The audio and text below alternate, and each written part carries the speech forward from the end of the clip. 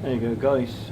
Just thought I'd give you a look out the window at work before I start this vlog.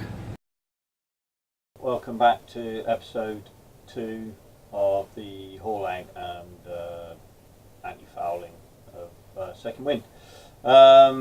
Very quickly, just recap, we had our media blasted in the last episode and sanded her and got her prepped ready for the Coppercoat. Coppercoat is what we decided we're going to go with. We spoke to a guy called Tim at Coppercoat when we were at the London Boat Show, along with other anti-foul companies, and they came up with the best product for us. I'm not saying it's the best product for everyone. We're not here to endorse it in any way. They haven't sponsored this in any way. So, you know, this is just my opinion. This is how we put it on. If you want to know more about it, check out their website. They've got a video on how it all works, and they've also got people that have had it on their boats for many years. So yeah, so good reviews on it. So we decided we'd run with that, as our boat's going to be in the water for a few years before we take her out again. So yeah, so this will be us putting the anti-foul on. Jules is the one that's mixing it in this video. It's quite hard going. It's quite a thick consistency. It consists of 3 parts: 1 part hardener, 1 part epoxy, and 1 part obviously the copper. And you mix it quite thoroughly for several minutes. It has a lifespan of about 40 minutes. You mix it up in litres at a time, 1 litre at a time is the best bet.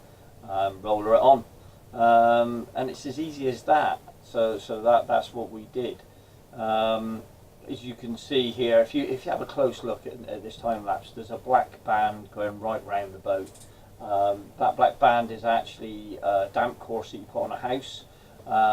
It's really cheap, and I taped it on. I used duct tape, which was probably not the best idea because it left a sticky residue, which took absolute ages to get off. I'd use like a masking tape or something like that.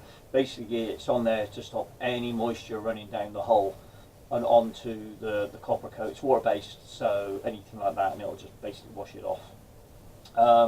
You have to leave it. It needs to be out of the water for a while as well, like 3 or 4 days, depending on temperature and that. We were very lucky with the weather that we had at that time of year. Within 3 days it was solid. As long as Tim said, if you can put your nail in it and leave a mark, then it ain't dry.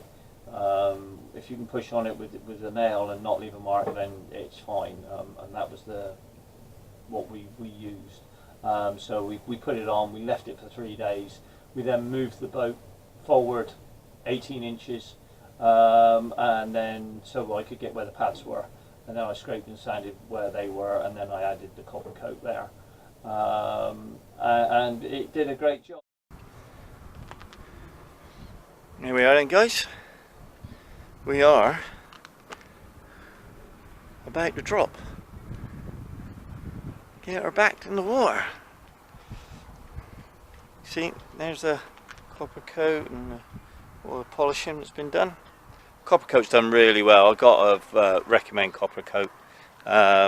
Talked to Tim at Coppercoat. He's been absolutely brilliant. He's been on the end of the phone. Any questions or any problems I've had, I've just been able to text him or drop him a line, and he's sorted it out. Dead easy to put on. You just got to make sure the hull's clean. Get it media blasted, scrape it, sand it, whatever you got to do. Just get all your old stuff off, and then you just roller it on. Mix up a litre at a time. And well, there was 3 of us, but you could do it with 2 of you. And yeah, just put it all on, and 4 layers. Do it in a day. You can't stop. Once you start, you can't stop. So this patch here is obviously where I've had a leg, so I've had to redo that, but that's done. Yeah, as you can see all the way along, and got new anodes on and zincs or whatever you call them.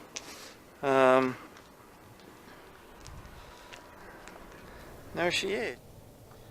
So the decals you see here were supplied by Anglian Graphic Signs. I found them on eBay, to be honest, and just contacted them and said, you know, what I wanted to do. I designed the logo for the boat, and I wanted it so I could put it on the boat, and I wanted the long line all the way around the bottom of the waves and so on. And I told them what I wanted. They supplied it. It came in like meter strips. We put it on, and went on really easily, really good. Again, they didn't sponsor this. There's probably loads of other companies out there that do it, but they did it at a good value and a good product. All I had to do was supply the design in a format that they recognised. And I'm not a computer expert by any means. It was all done through Adobe and YouTube, watching people on YouTube do it and just following their steps and making up my own design, which I enjoyed doing. And yeah, so anyway guys, that's it for this one. Very quick again. If you like it, please give us a thumbs up. If you want any questions, I will answer them. And check us out on Facebook for more up-to-date details. Please don't forget to subscribe. See you later.